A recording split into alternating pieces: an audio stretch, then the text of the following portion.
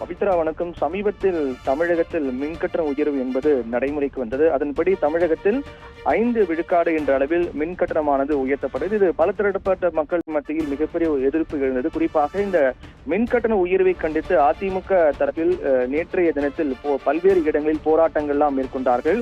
தமிழக அரசு உயர்த்திருக்கக்கூடிய இந்த மின்கட்டண உயர்வு காரணமாக சாமானிய மக்கள் கடுமையாக பாதிக்கப்பட்டு வருகிறார்கள் என்றெல்லாம் தெரிவித்து நேற்றைய தினத்தில் தமிழக அரசை கண்டித்தும் மின்கட்டண உயர்வை உடனடியாக திரும்ப பெற கோரியும் அதிமுக சார்பாக போராட்டமானது மேற்கொள்ளப்பட்டது.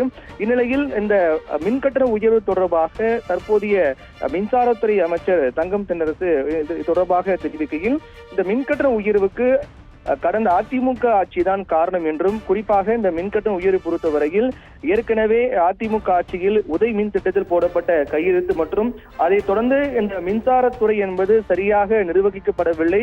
மின்சாரத்துறை என்பது சரியாக நிர்வகிக்கப்படாத காரணத்தால் தான் மின் கட்டணம் உயர்த்தப்படக்கூடிய சூழல் ஏற்பட்டிருப்பதாகவும், கடந்த அதிமுக ஆட்சியில்தான் இதற்கு முன்னதாக ஏற்பட்ட இந்த மின்கட்டண உயர்வு பொறுத்தவரையில் அதற்கு மிக முக்கிய காரணம் என்றும் குறிப்பிட்டது. இதை கண்டித்து முன்னாள் மின்சாரத்துறை அமைச்சர் தங்கமணி இது தொடர்பாக தெரிவித்திருக்கிறார். அதாவது இந்த உதய் மின் திட்டம் தொடர்பாக மின்சாரத்துறை தொடர்பாகவும் தன்னுடன் நேருக்கு நேர் விவாதிக்க தற்போதைய மின்சாரத்துறை அமைச்சர் தயாரா என்று முன்னாள் மின்சாரத்துறை அமைச்சர் தங்கமணி சவால் விட்டிருக்கிறார். அதாவது தற்போதைய மின்சாரத்துறை அமைச்சருடைய கூற்றுப்படி இந்த மின்கட்டண உயர்வுக்கு கடந்த அதிமுக ஆட்சி தான் காரணம் என்றும், குறிப்பாக கடந்த அதிமுக ஆட்சியின் போது உதய் மின் திட்டத்தில் போடப்பட்ட கையெழுத்து காரணமாக தான் இந்த மின்கட்டண உயர்வு என்பது உயர்த்தப்படக்கூடிய சூழல் ஏற்பட்டிருப்பதாகவும், இதனால்தான் தொடர்ந்து மின்சார வாரியம் என்பது நட்டத்தில் சென்று கொண்டிருப்பதாகவும், மிகப்பெரிய நிதி இழப்பை சந்தித்திருப்பதாக தற்போதைய மின்சாரத்துறை அமைச்சர் தெரிவித்திருந்தார்.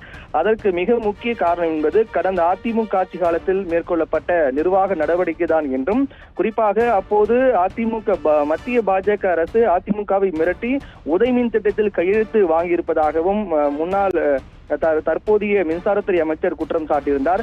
இதை கண்டித்து தற்போதைய மின்சாரத்துறை அமைச்சருக்கு முன்னாள் மின்சாரத்துறை அமைச்சர் அதிமுக ஆட்சியினுடைய முன்னாள் மின்சாரத்துறை அமைச்சர் தங்கமணி ஒரு சவால் விட்டிருக்கிறார். அந்த சவாலின் அடிப்படையில் இந்த உதய் மின் திட்டம் தொடர்பாகவும் மின்கட்டணம் இந்த மின்சார வாரியம் தொடர்பாகவும் தன்னுடன் நேருக்கு நேர் விவாதிக்க தயாரா என்று சவால் விட்டிருக்கிறார்.